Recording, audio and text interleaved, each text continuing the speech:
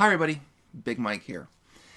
So, because the tutorials are doing well, we're going to continue doing them. But we figured since we were going to, it was time to actually do a tutorial on the very first system we ever did, and technically the one D20 Live takes its name from, the actual D20 system itself. So this tutorial will pretty much cover the first 3 years of our major event at Con Bravo, and if we ever do the D20 system again, give or take. So we're going to take you through everything, introduce you to the basics of the D20 system, as well as a few of the different nuances for Pathfinder. If you want to know more about these systems, you're going to have to go look them up, alright? But we'll list the systems in the description, and you can pursue more at your leisure, alright? So, let's get started.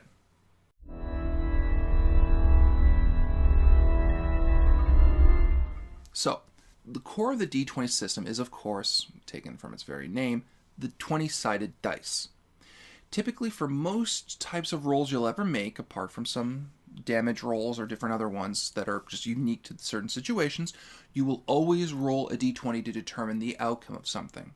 And it's numbered accordingly from 1 to 20. The idea behind it is that you, as a character, have certain innate stats that you will use to add to your final dice roll, as with most of the systems we've covered here. That has to be gone against a number that you have to check against. The higher you do, the better you do. As a rule, not a hard rule, but a soft rule, depending as you go from system to system and interpretation of the D20 system, getting a 1 constitutes usually a failure, regardless of your level of skill. Whereas if you got a natural 20, that would accommodate a critical success. Now, what that means is, if you get a 1, it usually counts as a critical failure, which means not only did you not succeed at what you were doing, there is usually some kind of negative detriment, which for most DMs usually gives them carte blanche of some degree to have a certain level of wild fun and make a show of things. Conversely, if you get the natural 20 and you get the critical success, that means that you have succeeded so well, sometimes when you may not be that well trained in something, that you go above and beyond and you set some kind of legendary example. And because it happens naturally, people are a lot less inclined to downplay it for other reasons, because it's something that just happens. Now, what determines your success or failure in a roll is, 1, how high the check is. And that is, of course, a certain numerical value, which is referred to as a difficulty check. It could be anything from a 5, or a 15, or even a 19, or even higher than the actual numbers on the dice can produce. That's because, as I said, you have modifiers based on your character that allow you to boost it higher, your dice result, so that you can actually get a better success. So, typically, those modifiers come from one of 2 sources. Either your ability score modifiers or your skills. And I'm going to explain both to you, so stay with me. An ability score is basically your character's innate ability. This is things like strength, dexterity, constitution, intelligence, wisdom, charisma. Yes, I just listed all 6 that are traditionally for the D20 system. Now, rather than just that number, it is added to your dice roll, which would make things incalculably huge. What happens is each numerical value has a corresponding modifier to it. I'll explain. The idea is that there are people in a typical fantasy or sci-fi situation that are either so physically strong or so physically weak they can be actually debilitated or overwhelmingly strong. That's what people consider the spectrum of life.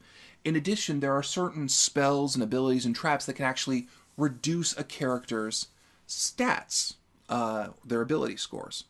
Because of that, rather than having those ability scores go into the negative from 0 to beyond sanity, you can actually have a score value, and a 0 would of course mean you're dead, because that's how low your skill has gone. So, what's considered normal for conventional humans is measured as a 10 in an ability score, which gives you a modifier of 0, because it's average. Whereas the stronger you get, the higher your modifier goes for every 2 numbers. So from 10 to 11, it counts as a 0. From 12 to 13, it's a +1, and so on and so forth going up the line. So That means, though, let's say your arm was cut off, or you were given some poison that ruins your health and your composure, it can start going into the negatives. And that means that can actually take away from your ability to do things. The second part is the skill component. Now, much as any other system that we've covered, a skill component is something you're trained in, or you've learned or educated yourself as you've gone along on your adventure, or even your character's history prior to starting your adventure. So these are skills like lock picking, trap finding, sneaking around, swimming, whatever you feel is relevant to your character and what you're going to have to go through. Now, what'll happen is as you go through your adventure, even if you're in D20 Simple or you're in Pathfinder, you'll have points to put in, depending on how the system allows you to do so. In D20 Simple, it's just straight, you put points in and you go from there.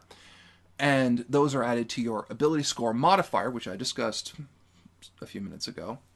And you take the modifier plus the amount of skill ranks you have. So let's say you've got 5 skill ranks in lockpicking, and you would combine that with the appropriate ability score. And typically from D20 system to D20 system, these are pretty much usually the same. People with a high lockpick usually combine it with dexterity, and you'll get some decent number out of that because dexterity is typically associated with lockpicking. Surviving out in the wilderness is typically associated with wisdom, and so on and so forth. Some people make revisions depending on the setting or time period they're in, but this is just fairly how it goes. As a result, for any given situation, it's up to you, the player, to decide what skill roll is best for that situation. Is it better to try to sneak out of the ropes with dexterity and your lock-picking skills? Or is it better to try to break through with your own strength and raw athletic skills? It depends on the situation, and different players will argue different ways on how to handle it. That's why one of the big criticisms of the D20 system at a core is that it really favors what's called min-maxing, putting a lot of points or ability score points into key skills so that you can excel in specific areas rather than just being a general jack of all trades, because you want to do better at at specific things rather than just being generally okay at everything. But of course, certain situations do favor being good at multiple different things. Again, it depends on the game you're running or playing. In addition, the D20 system uses different kinds of derived values based on your stats, which includes both your skills and, as I said, your ability scores. These are things like certain saves one makes if one's caught off by guard, your actual defensive values, and even your hit points for how much damage you can take before you fall unconscious and then dead. And we're not going to go through all of them, but we'll explain a couple of things for the purposes of D20 Simple before we go on to the more specific stuff with Pathfinder. All right? As most of these rolls are either just taking an ability score, like say with Initiative, which just takes your pure Dex modifier, or they're one of your saves, like a Fortitude save to resist against poison, or your Reflex save to get out of the way of things, which is just your ability score modifier plus the appropriate skill you have. I'm going to actually explain defense, because defense is actually a little bit different. Because unlike a lot of things in the D20 system, you don't typically roll for defense. Defense remains a static number. It assumes that you're always at a certain level. You're never really debilitated unless you're in a situation that puts a negative modifier on you some way. And you always are never have excelled defense, which is hit or miss with some people. Typically how it goes is you take a static number of 10, which would normally represent a dice value. You add your dexterity modifier, which would accommodate your ability to dodge and move and roll away from things, as well as whatever armor modifiers you have for protection, be it plate mail or Kevlar or what have you, as well as any size modifiers you might have, because of course smaller folk are harder to hit and larger monsters are easier to hit, so they add positives and negatives accordingly depending on how big they are. Keep in mind that most humans within 4 to 6 feet count as the same height modifier, straight up 0. You have to go to like 8 feet tall or the size of a Cocker Spaniel to start having real differences. Because that number is static, though, it's a lot easier for you to roll against an opponent because you're not rolling against each other to see who does better. What will typically happen is to get your attack value, if you're in melee, you'll add your fighting skill plus your strength bonus, or if it's ranged, it'll be your shooting skill plus your dexterity bonus. But this is for D20 Simple, not for some of the other systems that are out there, because they handle it differently. And we'll get to that with Pathfinder in a second. But yeah, you just have to roll a D20 with your combined attack bonus and just go over. And that's it. Now we're going to explain Pathfinder. Pathfinder uses the same D20 plus appropriate modifiers as needed for rolls as D20 as the core.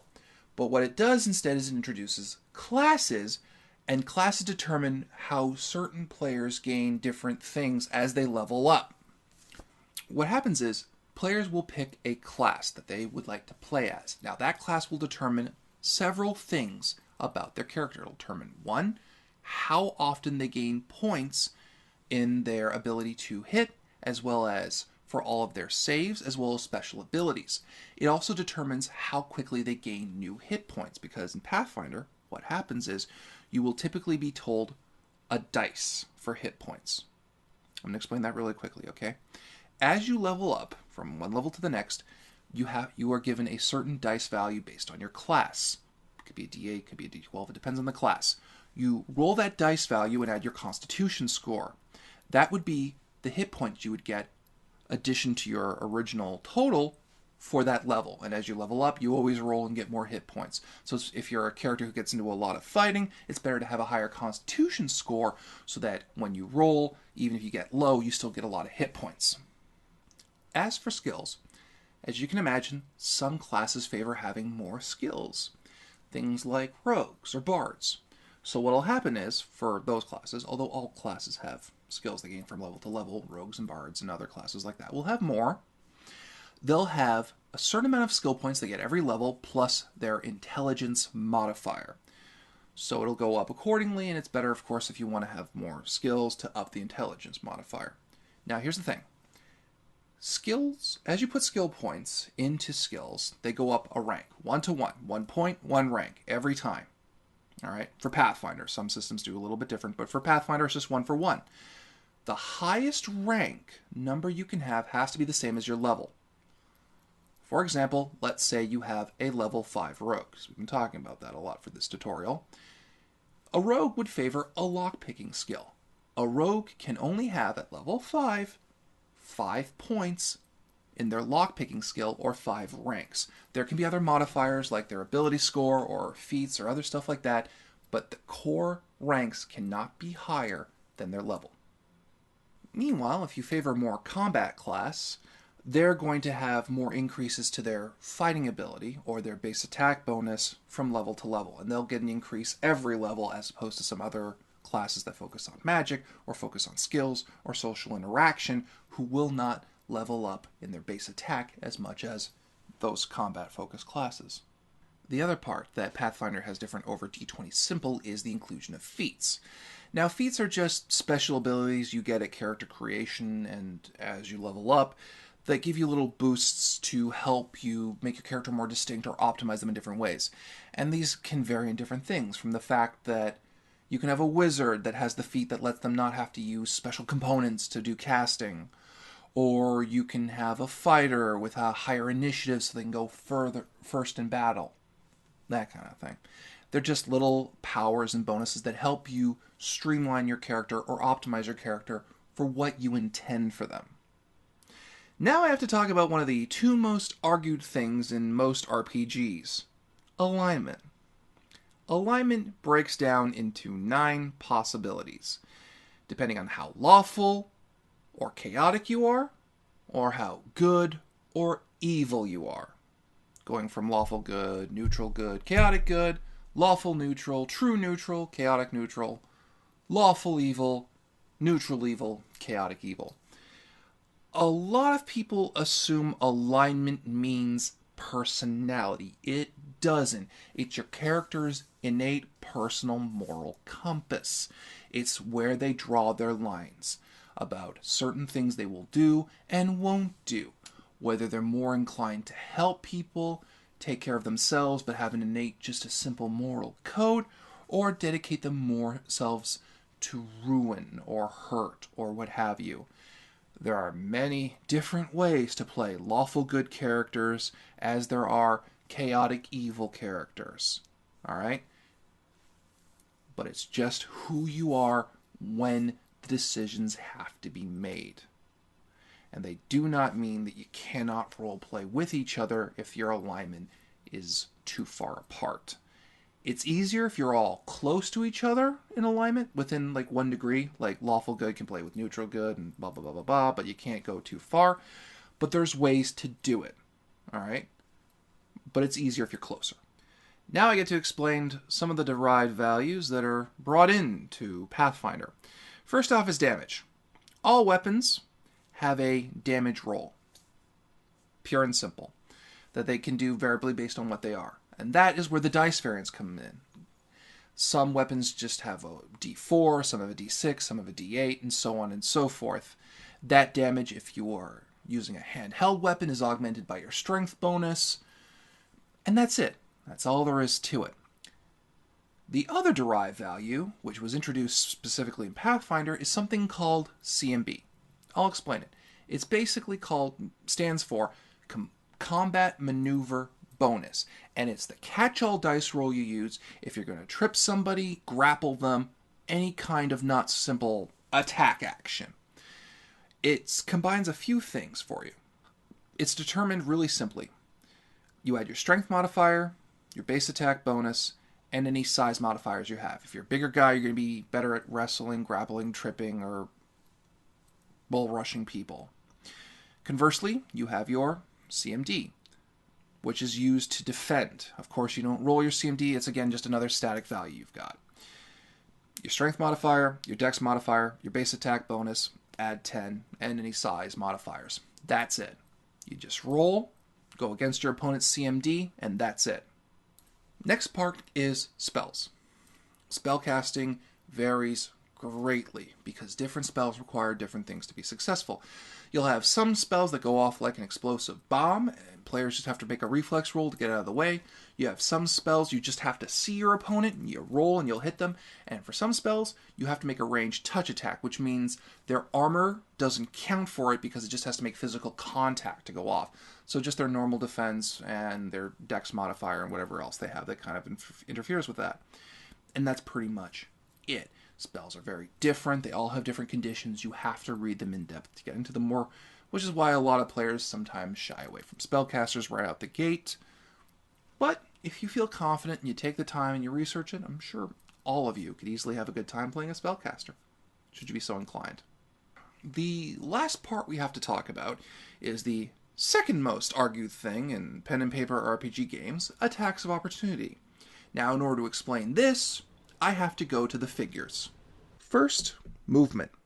When you're engaged in melee combat with someone, let's say in this case the figure happens to be Kamen Rider Gaim, representing a melee character because he's got a sword, you have to be aware that when you're fighting someone in melee, they're engaging you back and forth and you're protecting yourself accordingly. So turning away from them and running away means they get a chance to strike at you. So let's say in this case you're Samus Aran and you wish to turn and leave an area adjacent to the melee opponent, which is Gaim.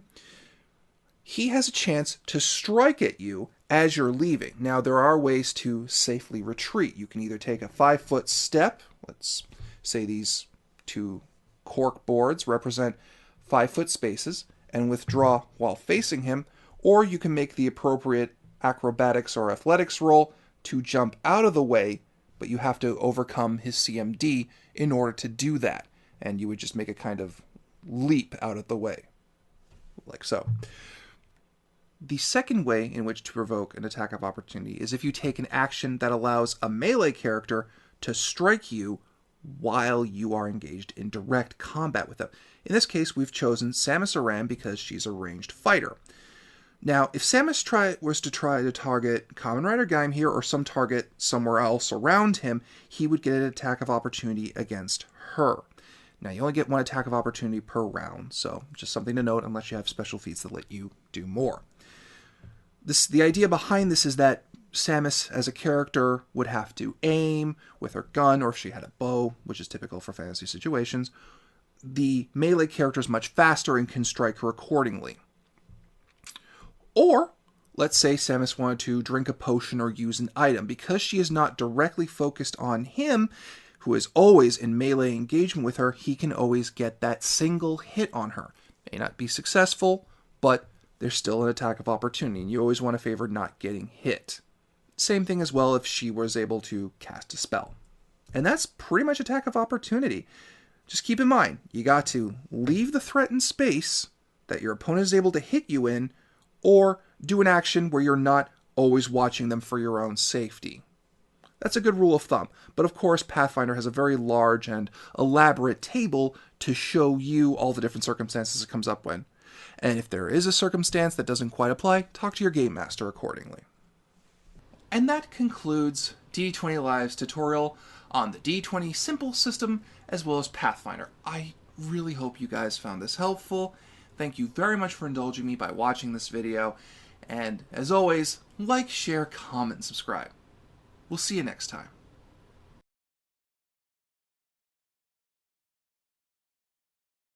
So, in the D20 system, as per its name, the vast majority of all your dice rolls will be done with a single dice, a D20, which should be showing up here.